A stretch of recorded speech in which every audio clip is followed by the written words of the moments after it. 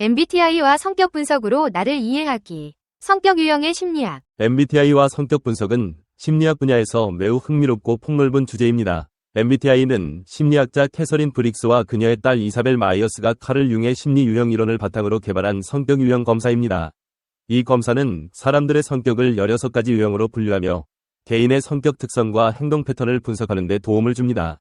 이를 통해 개인의 성향, 대인 관계, 직업 선택, 그리고 자기 개발을 위한 전략을 이해할 수 있습니다. 1. MBTI의 기본 원리와 4가지 이분법. MBTI는 사람들의 성격을 4가지 이분법을 사용하여 분류합니다. 각 이분법은 대조적인 2가지 경향을 제시하며 개인은 이들 중 하나에 더 기울어집니다.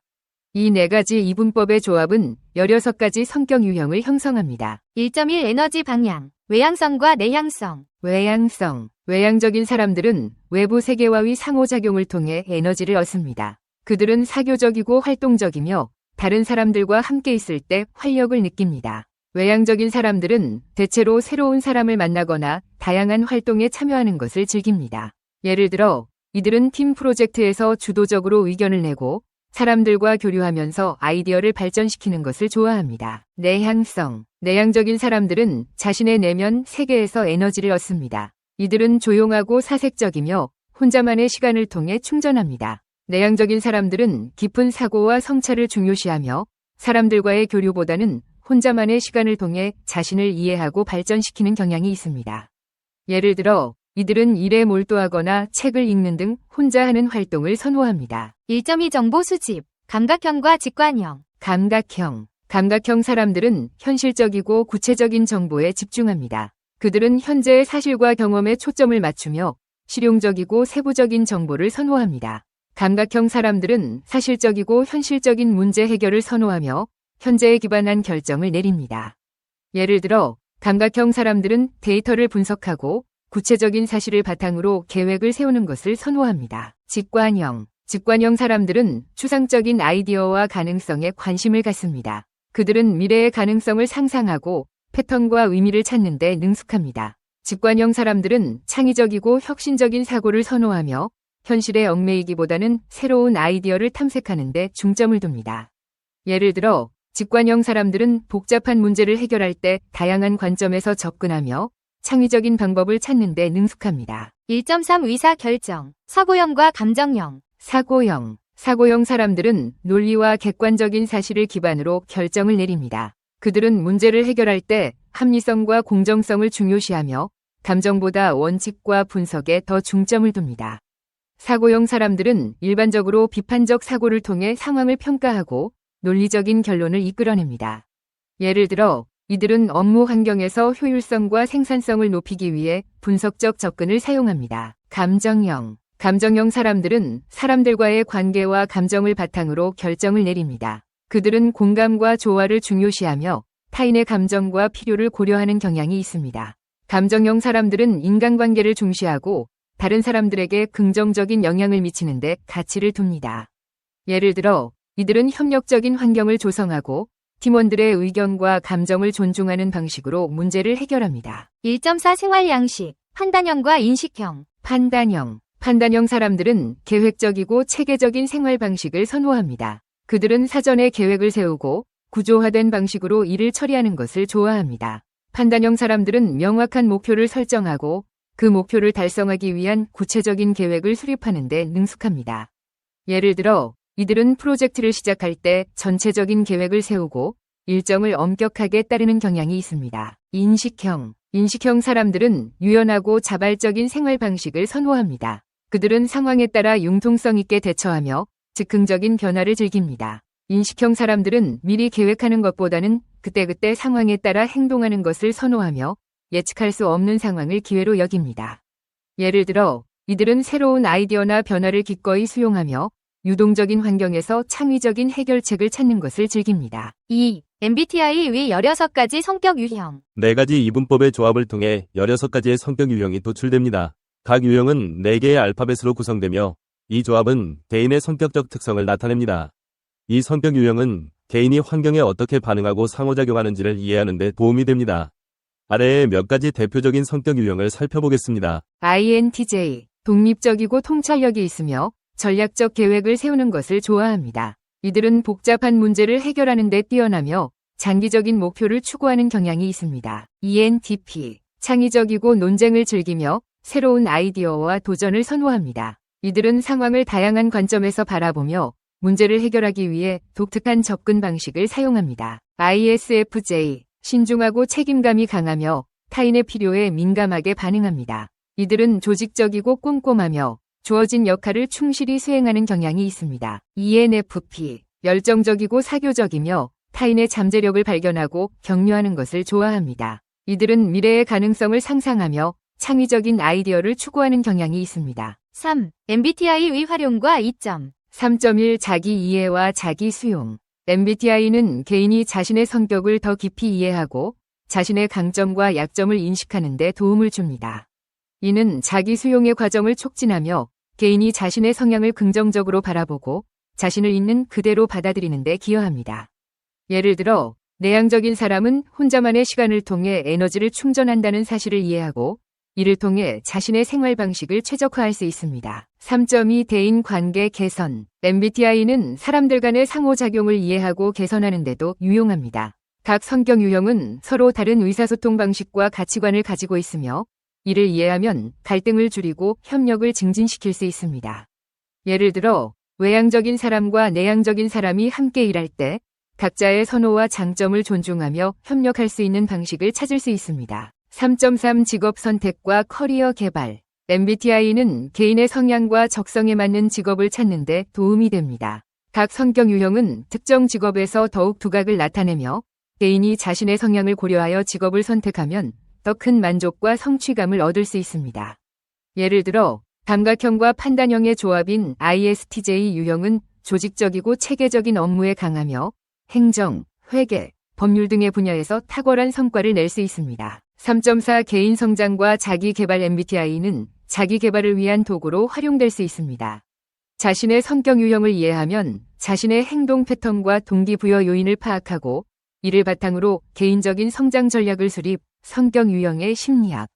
MBTI와 성격 분석으로 나를 이해하기 는 심리학의 다양한 측면을 활용하여 MBTI를 통해 자기 이해를 깊게 하는 것을 목표로 합니다. MBTI는 개인의 성격을 16가지 유형으로 분류하여 자신의 행동 패턴과 선호도를 파악하고 더 나은 삶의 선택을 할 수 있도록 돕습니다.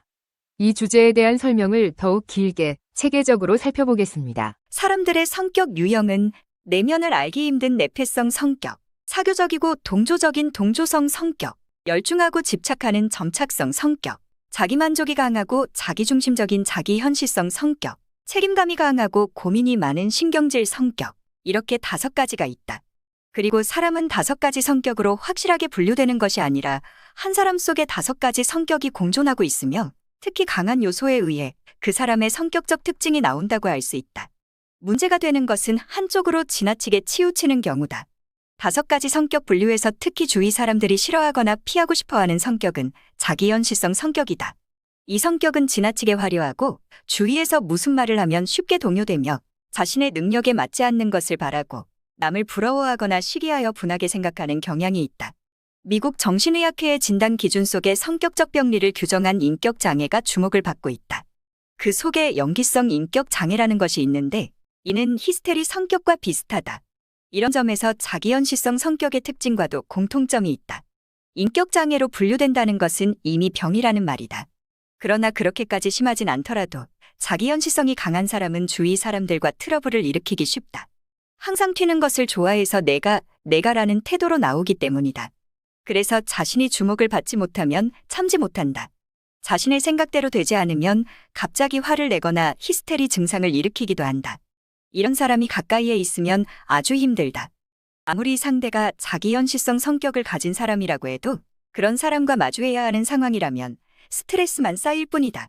그러나 상대의 성격을 이해한 상태에서 교제하는 것은 그렇지 않은 것과 큰 차이가 있다. 상대가 언제나 눈에 띄고 싶어하는 사람이라면 조금 치켜세워 주거나 튀고 싶어하는 면을 만족시켜주면 상대는 그것으로 기분이 좋아진다. 하지만 업무상 그것으로 해결되지 않는 경우가 있다. 그때는 제대로 말을 해야 하지 않을까? 그러나 말을 하는 경우에는 상대가 감정을 폭발시킬 수도 있다는 각오를 해두는 편이 좋다. 자기연시성 성격을 가진 사람과 교제하는 일은 이 정도로 피곤하다. 그래도 일단 사회인으로서 무언가를 하고 있는 사람이라면 인격장애 단계까지는 가지 않았을 것이다. 그 자기연시성이 강한 사람과 사귀려면 상대의 성격을 이해하고 교제하는 것이 좋다. 누구에게나 자기연시성은 어느 정도 있는 것이라고 생각하고 그런 경향이 강한 사람에 대해서는 될 수 있는 한 거리를 두자. 꼭 상대해야 할 때에는 칭찬을 해주어 자존심에 상처를 주지 않도록 해야 할 것이다. 눈에 띄고 싶어하는 사람은 적당히 칭찬해주자.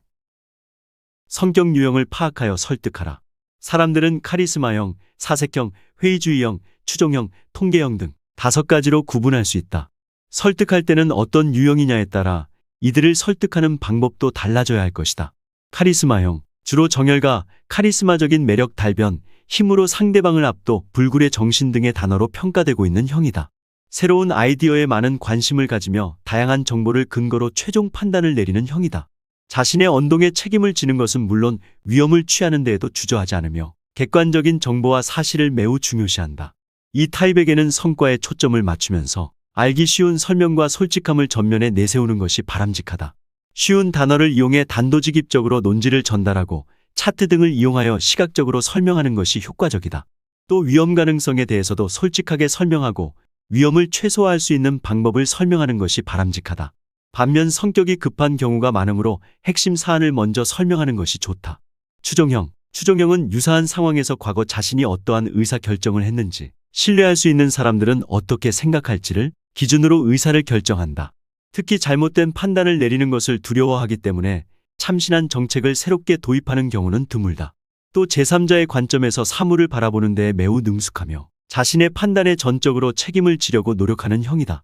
다른 사람을 추종하려는 경향이 있다는 사실조차 인정하려 하지 않으며 오히려 혁신성과 선견성을 내세우려고 한다. 추종형을 납득시키기 위해서는 기존의 성공 사례를 제시하여 판단에 자신을 가질 수 있도록 하는 것이 중요하다. 자기 자신의 능력과 과거의 성과를 내세우는 것은 바람직하지 않으며 오히려 상대방이 과거에 내린 판단과 그들이 신뢰하는 사람의 판단을 원용하는 것이 바람직하다. 회의주의형, 모든 데이터에 의심의 눈초리를 보내고 특히 자신의 세계관에 반하는 정보에는 강한 경계심을 가지는 회의주의형은 때로 매우 공격적인 모습을 보이기 때문에 독선적 경영자로 평가되는 경우가 많다. 또한 요구 수준이 높고 알력을 피하려고 하지 않으며 주위 사람들이 불쾌감을 느끼는 데에 개의치 않고 자신의 생각을 피력한다. 이러한 유형의 경영자를 설득하기 위해서는 높은 신뢰를 획득하는 것이 무엇보다 중요하다. 왜냐하면 이들은 동창생 또는 과거 같은 기업에 근무했던 동료 등 자신과 공통점을 가진 사람들에게 신뢰를 보이는 경향이 강하기 때문이다. 따라서 설득을 시작하기 전에 신뢰를 획득하기 위한 방법을 모색해 둘 필요가 있다. 회의주의형의 경영자에게 반론을 전개하는 것은 위험이 크기 때문에 신중을 기할 필요가 있다. 사색형, 사색형은 사려 깊다, 명석, 논리를 중시한다, 이론파 등의 평가가 많다. 데이터가 뒷받침된 자료에 대해 큰 관심을 나타내는 반면 위험을 회피하려는 경향이 매우 강할 뿐 아니라 최종 판단까지 많은 시간이 걸린다. 이러한 유형의 경영자를 설득하기 위해서는 시장 조사, 케이스 스터디, 비용 및 효과 분석 등 가능한 한 많은 정보를 수집해 이를 근거로 설득하는 것이 가장 효과적이다. 이런 유형은 비교 데이터를 많이 요구하기 때문에 한 가지 정보만으로는 설득이 어렵다. 특히 상황을 빠짐없이 이해하려고 노력하면서 카리스마형과는 달리 어떻게든 위험을 회피하려는 성향이 있다. 따라서 설득할 때에는 우려되는 사항을 솔직하게 전달하는 것이 무엇보다 중요하다. 통제형, 통제형은 불확실성과 애매함을 매우 싫어하며 명백한 사실과 분석에만 관심을 보이는 형이다. 논리적 감정에 흔들리지 않음, 판단력 우수, 상세한 부분까지 신경을 쓴다. 분석형, 객관적 등의 평가를 받는다. 따라서 개인주의적 성향이 강하고 자신의 생각에 몰입하는 경향이 있기 때문에 때로 단면적인 판단을 내리는 경우도 있다. 통제형을 설득하기 위해서는 논리 정연한 설명을 통하여 신뢰를 구축해야 한다. 통제형은 적극적으로 상세한 내용을 파악하려는 태도를 보이지만 전문가에 의한 설명이 아니면 납득하지 않기 때문이다. 제안 내용을 너무 강력하게 추천하는 것은 역효과를 불러오기 쉽다. 가장 바람직한 것은 요구에 따라 정보를 제공하고 나머지는 본인이 납득하는 것을 기다리는 것이다. 상세, 논리, 성실, 전진만이 있을 뿐 등이 이 유형의 경영자를 설득하는 핵심 단어다. 유용하게 보셨다면 이 주제에 대한 여러분의 의견을 댓글로 달아주세요.